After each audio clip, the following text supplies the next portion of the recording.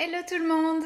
Comme promis sur Instagram, voici une vidéo dans laquelle je vais vous donner mes conseils pour gérer votre Instagram pour une utilisation professionnelle. Donc ça peut s'adapter à tout type de profession puisque ce sont des conseils qui sont généraux et il ne faut pas s'en priver parce que c'est une communication qui est gratuite pour chercher de nouveaux clients. Dans cette première vidéo, je vais vous donner des conseils de base. Que poste-t-on sur Insta? Comment s'organise-t-on? À quelle fréquence doit-on poster? Etc. Étant donné que c'est un sujet qui est assez vaste à traiter, pour l'instant je fais cette première vidéo avec déjà pas mal d'informations. Si ça vous plaît, n'hésitez pas à me mettre un like et un commentaire sous la vidéo parce que c'est ça qui fera que je continuerai ou non cette série de vidéos. Ça dépend si ça vous plaît ou pas quoi. Allez, c'est parti! Donc mon premier conseil, c'est déjà de regarder ce qui se fait sur Instagram, donc de faire des recherches par rapport à votre profession. Par exemple pour les opticiens, allez chercher à l'étranger, qu'est-ce qui se fait, est-ce qu'il y a des comptes qui marchent bien, essayez de voir pourquoi, quel poste marche le mieux, qu'est-ce qui vous plaît dans l'agencement des photos, voilà, des photos qui vous interpellent plus que d'autres, etc. N'hésitez pas à prendre des notes. En deuxième conseil, je ne vais pas vous apprendre à créer un compte Instagram, je pense que vous savez déjà le faire ou au pire vous trouvez plein de tutos à ce sujet. Par contre, il y a deux choses à ne pas oublier quand on est professionnel.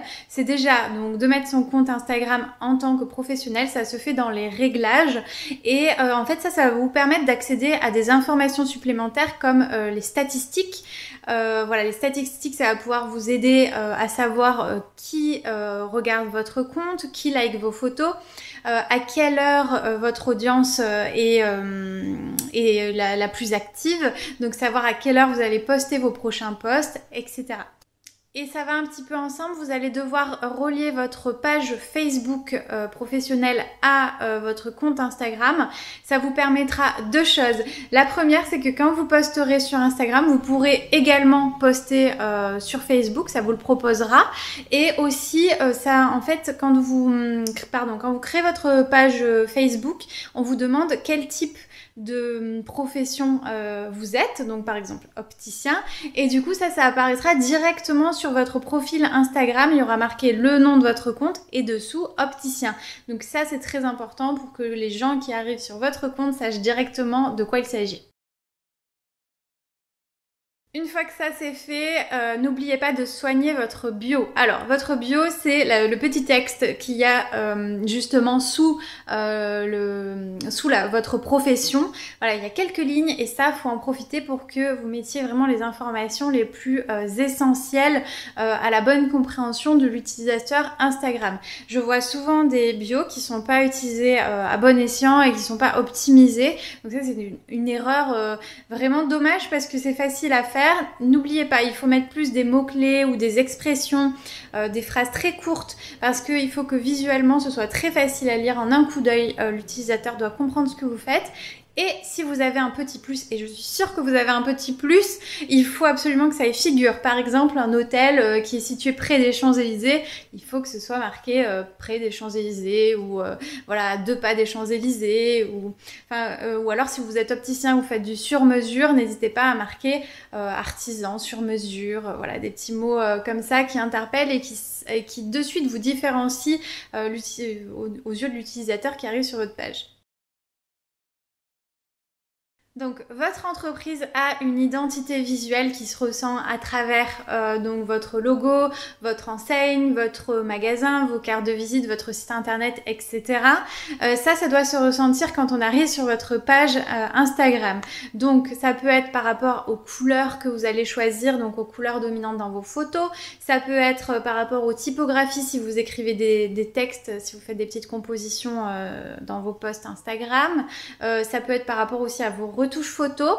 Donc tout ça doit être pris en compte justement pour qu'il y ait une harmonie sur votre compte Instagram et que ce soit vraiment relié à votre identité. Ce que je dis toujours à mes clients, c'est que quand un utilisateur arrive sur votre page Instagram, en 9 à 12 photos, c'est ce qu'il voit sans qu'il ait besoin d'aller voir plus bas, il faut qu'il comprenne qui vous êtes, ce que vous êtes et comment vous le faites. Donc, commencez par faire une liste du type de posts que vous pouvez faire pour répondre à cette problématique. Ça peut être par exemple mettre des photos des produits ou des services que vous vendez, ça peut être des photos de votre savoir-faire, ça peut être des photos en lien avec votre positionnement, ça peut être des photos autour de l'humain de votre équipe, ou encore ça peut être des photos autour des valeurs de votre entreprise.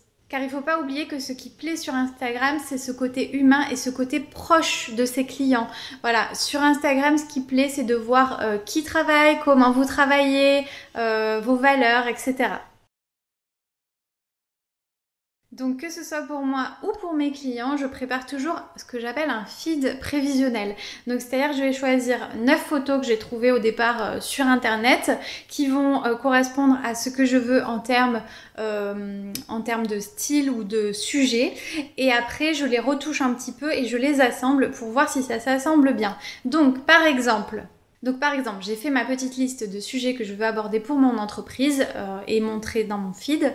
Et je choisis donc de mettre par exemple 4 photos du produit que je vends, enfin, des produits que je vends, 2 photos du commerce. Voilà, et je me laisse 2 photos avec des écritures que je créerai pour parler un petit peu des actualités du commerce. Donc une fois que j'ai trouvé mes photos qui ressemblent à ce que je veux faire, je les retouche pour avoir des couleurs assez similaires et je les assemble grâce à l'application qui s'appelle Unum.